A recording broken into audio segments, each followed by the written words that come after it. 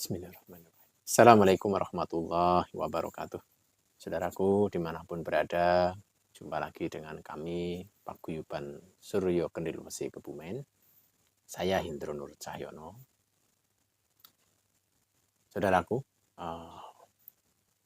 malam hari ini saya istirahat dulu. Ya, mau menggagalkan santet tapi lumayan kurang fit tenaganya. Jadi kita jawab-jawab pertanyaan saja, saudaraku. Dan mudah-mudahan nanti di dalam kami menjawab pertanyaan ada suatu kebaikan atau pengalaman untuk kita semuanya. Ya.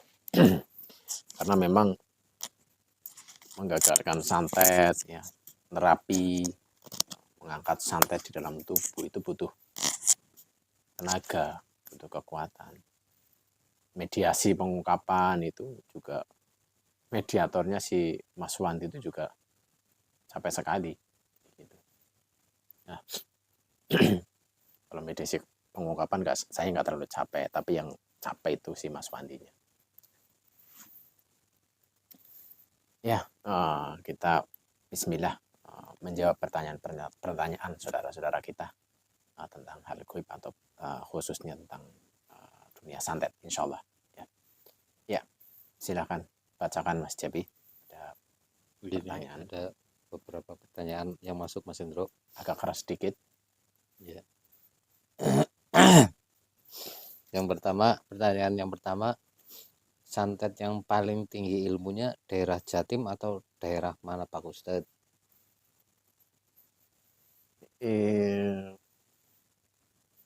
Daerah Jatim atau daerah mana?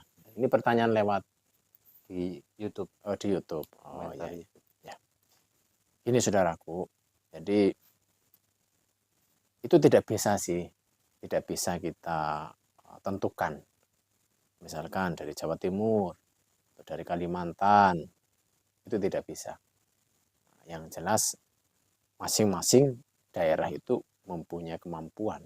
Yang saya tahu seperti itu. Memang ya misalkan Jawa Barat lah atau mungkin Jawa Timur atau mungkin Bali kayak gitu ya.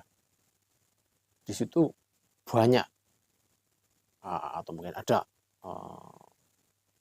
dukun santet yang tingkatannya tinggi. Gitu. Ada salah satu di sana, misalkan di Jawa Timur. Tapi di Jawa Tengah pun ada, gitu. Apa namanya? Dukun santet yang di situ mempunyai tingkatannya tinggi, gitu.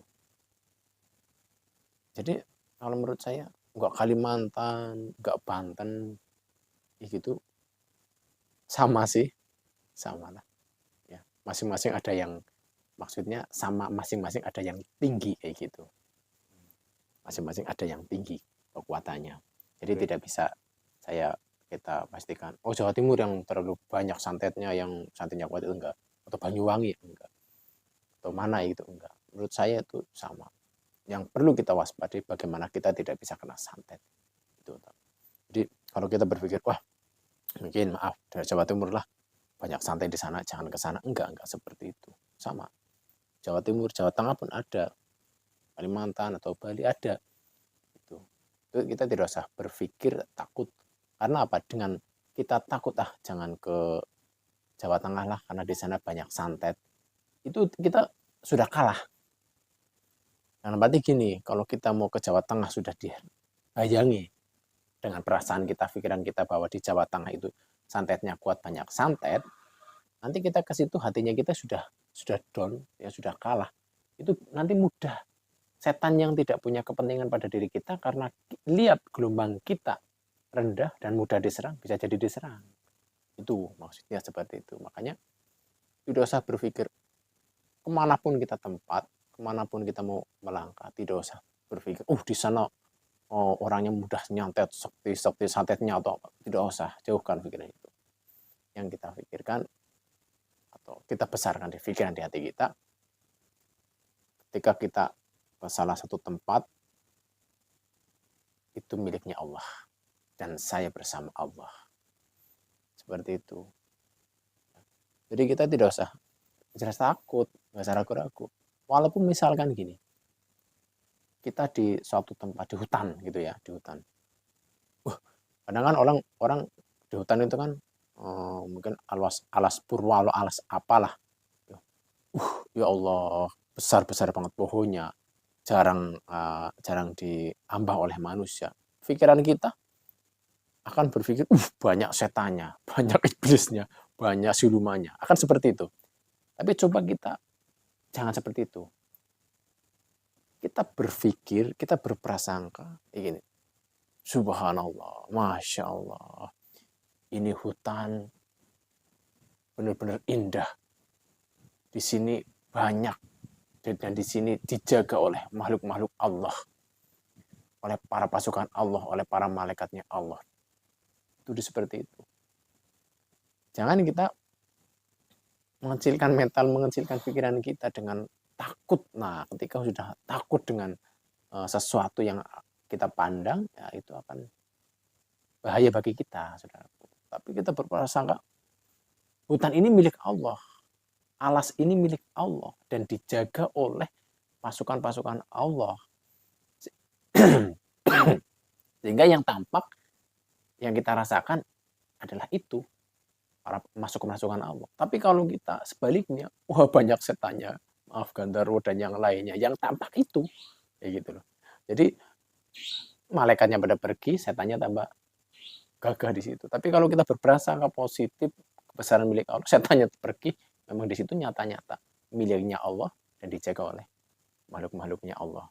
Itu seperti itu, saudaraku. Jadi itu perlu kita sadari bahwa bagaimana kita berpikir kita tidak kena santet. Ya, bagaimana?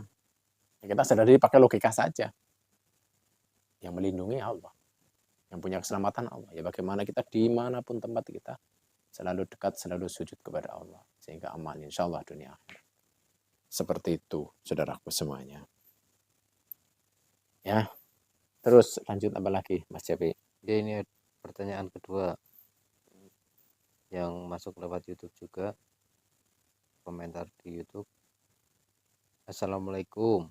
Waalaikumsalam warahmatullahi. Saya tanya, kalau ada tokek di atas plafon kamar bunyi, itu tandanya apa ya Pak? Pertanda apa? Tokek, apa ya? Tokek ya. Cecak sing besar itu ya. Cicak yang besar, tokek. Ini saudaraku, tidak selalu tokek atau tokek gitu ya. Tokek itu pertanda itu ada bangsa jin atau setan di tempat itu tidak selalu. Tapi memang ya, karena tidak selalu, tapi memang yang saya tahu sendiri banyak seperti itu. Teko itu, nah kalau tempatkan namanya teko. Teko itu, tokek itu dikuasai oleh bangsa jin. Itu banyak. Dan biasanya dia bunyi juga kadang-kadang untuk menciptakan rasa merinding atau apa, itu bisa terjadi seperti itu. Arahnya ketika kita misalkan gini ya, ini teko. Nah, teko ada bangsa jin yang di tubuhnya, des gitu. Nah, itu di situ ada seseorang dan jin setan. Ini jin setan ini kepengen nyerang si orang itu, tapi orang itu energi positifnya agak sulit ditembus. Nah, biar energi positifnya, pertahanannya itu mudah. Nah, salah satunya dengan rasa takut. Nah, disitulah ini komunikasi dengan jin yang di sini. Jin bikin takut. Salah satunya dengan apa ya? Bikin bunyi suara-suara tekonya. Teko misalnya gitu. Teko lah ini di sini respon. Ada apa ya? Nah, di situ ada rasa takut. Itu akan mempermudah ini jin ini nyerang. Jadi seperti itu. Makanya ketika dengar-dengar yang aneh, satu yang terpenting, jangan takut. Karena itu bisa juga tipu daya setan untuk membuat kita takut sehingga kita tembus diserang. Kayak gitu. Tapi ya, maaf, tidak semuanya bunyi teko itu dipengaruhi oleh bangsa jin. Tapi banyak yang seperti itu. Ya. Pada intinya, kita tidak boleh takut. Kembali lagi, tidak boleh takut. Nah, ketika takut bagaimana? Takbir, besarkan nama Allah. Allahu Akbar. Allahu Akbar. Allahu Akbar. Allah Maha Besar, semuanya kecil. Tapi kok tetap takut, semingkir, tinggalkan tempat itu. daripada nanti jinnya banyak yang masuk dalam tubuh. Seperti itu, saudaraku. Ya. Terus lagi. Ya, ini pertanyaan selanjutnya yang masuk lewat WhatsApp dari Mas Adit Surabaya. Pertanyaannya, apakah semua penyakit itu memang ada sangkut pautnya dengan jin? Saya bingung Pak memahaminya. Ada yang bilang medis, ada yang bilang medis itu murni penyakit. Tapi kenapa kok bisa ditumpangi jin? Bukannya yang non medis itu hanya terkena serangan santet saja. Pengetahuan saya masih terbatas. Nih, bismillahirrahmanirrahim. Jadi gini saudaraku, jadi ya semua penyakit itu bisa disebabkan oleh non medis atau bangsa jin atau santet atau sihir, itu bisa. Nggak sakit perut, sakit lambung, jantung, kepala, kaki, tangan, bengkekan, itu semua bisa disebabkan oleh bangsa jin. Tapi bisa juga itu memang medis, dalam arti memang kesehatannya sendiri yang bermasalah. Tapi bisa juga, karena pengalaman kami seperti itu, divonis oleh dokter saraf kecepit, pernah juga kanker otak, jantung, ternyata itu enggak. Ternyata ada suatu kekuatan jin yang di situ membuat rasa sakit itu. Jadi dan jin itu ketika sudah masuk ke dalam tubuh, ya terus arahnya memang mereka bikin sakit. Ketika belum sampai ketika mereka dibiarkan di dalam tubuh, ya lama-lama akan jadi medis. Ibaratnya gini, ya, ini tangan ya, tangan keserang jin. Nah, jinnya udah nempel kayak gini. Pertama kita masih santai saja, nggak terasa. Tapi ketika terus ditahan terlalu lama, tahan gini, karena lama tangan kita agak aduh ini gini kan, karena tertahan oleh jin. Nah, kok lama-lama agak berat ya, gitu. Ini ada jin di sini. Nah, kok lama-lama agak susah ya, agak lama lemes ya, kayak gini. Ini terus jinnya karena dibiarkan, karena ketidaktahuan, ya sekarang diminumin obat lancar, tapi ini masih ada jinnya, tetap akan diikat terus kayak gini terus. Ya ini kalau bertahun-tahun akan lama jadi kayak gini. Nah, ketika ketemu orang yang bisa menghilangkan jinnya, ketika jinnya sudah dibuang, nah ini jinnya misalnya ini jinnya ini buang, ya ada ya buang ya. Karena sudah bertahun-tahun ya ini kan jadi lemas ya, ini imbasnya jadi fisik, jadi medis. Nah untuk mengaktifkan ya minum obat juga, vitamin, biar secara medis normal lagi. Berarti seperti itu. Ya, diibaratkan lagi ketika perut misalnya kan ya, dibikin susah makan. Jinnya itu membuat di perutnya, di tenggorokannya biar tidak nafsu makan, susah makan. Ya, arahnya biar apa? Biar emah, lambung. Nah itu seperti itu. Kalau dibiarkan ya nanti akhirnya jadi kena medisnya. Seperti itu saudaraku.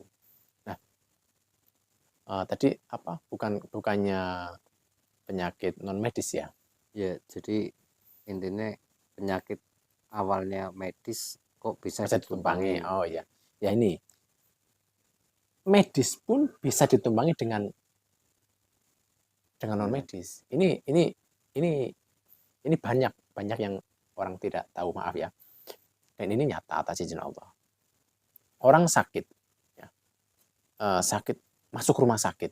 Nah ini sakit medis gitu ya. Apa saja itu sakit medis masuk ke rumah sakit. Nah, terus diobati secara medis. Orang sakit saudaraku, di situ energi positifnya lemah.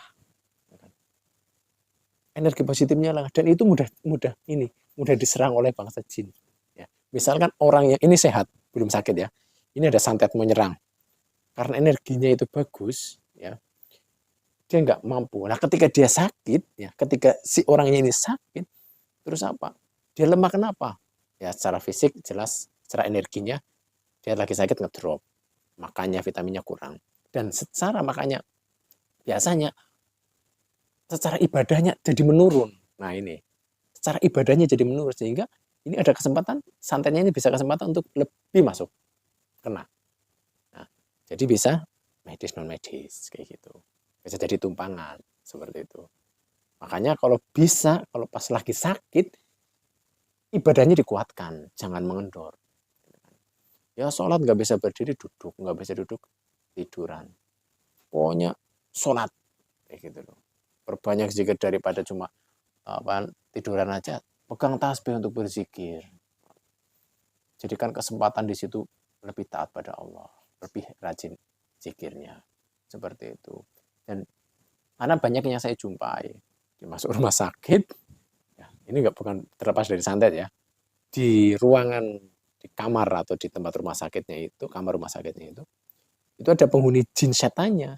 Ini juga bisa nyerang karena setan walaupun tidak disuruh, namanya setan musuh kita, menyerang juga, nyerang orang yang sakit itu biar malas ibadah dan numbur jadi penyakit seperti itu.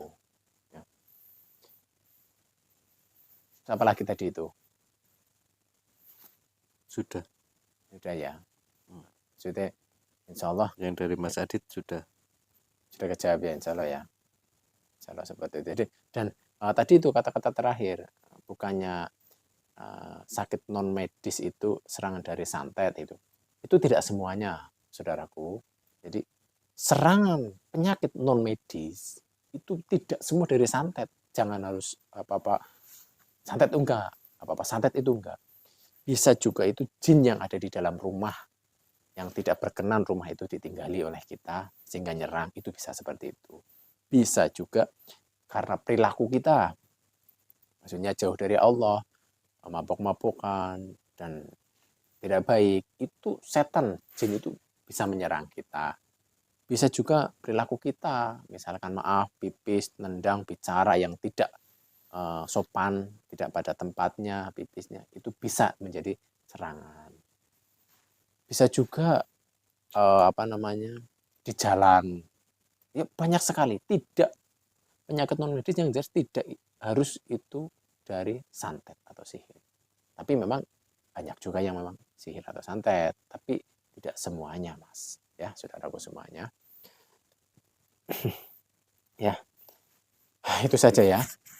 Ya, mudah-mudahan ya apa yang saya sampaikan bermanfaat.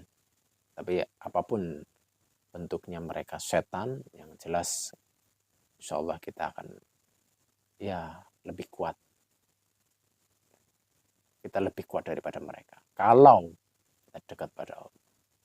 Kita lemah daripada mereka kalau kita jauh dari Allah. Ya. Dan mereka akan mengincar kita, mencari kelemahan kita. Dan salah satu kelemahan kita adalah jauh dari Allah dan mudahnya marah. Itu setan akan buka. Istiqomah di jalan Allah, ayo bareng-bareng terus jaga sholat 5 waktunya, berbanyak zikrullah. Saya tidak bermaksud menggurui, hanya tukar pengalaman, informasi. Segala kesalahan, mohon maaf lahir batin. Saya Hendro Nur Cahyono, Paguyuban Suryo Kedilwasi. Assalamualaikum warahmatullahi wabarakatuh.